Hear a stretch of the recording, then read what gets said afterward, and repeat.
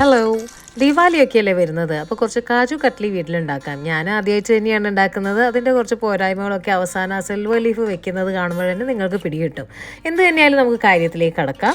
ഞാൻ 3 കപ്പ് അണ്ടിപ്പരിപ്പാണ് എടുത്തിരിക്കുന്നത്. അതൊന്ന് ഫൈനായിട്ട് പൊടിച്ചെടുക്കുക. തരിതരിയായിട്ട് വേണമെങ്കിലും പൊടിച്ചെടുക്കാം. എനിക്ക് ഈ തരിതരിയായിട്ട് നട്ട്സ് കുറച്ച് കടിക്കാൻ കിട്ടുന്നത് ഇഷ്ടമാണ്. പിന്നീട് 1/2 കപ്പ് വെള്ളത്തിൽ 1 കപ്പ് പഞ്ചസാര ഒന്ന് മെൽറ്റ് ചെയ്തതിന് ശേഷം ഏലക്കായ പൊടിച്ചതും അതിലേക്ക് ചേർത്ത് ഒന്നൊരു പശപ്പശപ്പ് സ്ട്രിങ് കൺസിസ്റ്റൻസി ആകുമ്പോൾ പൊടിച്ചു വെച്ചിരിക്കുന്ന ആ ഒരു അണ്ടിപ്പരിപ്പ് അതിലേക്ക് ചേർക്കുക. ഇത് പെട്ടെന്ന് തന്നെ കട്ടയായി പിടിക്കും കേട്ടോ.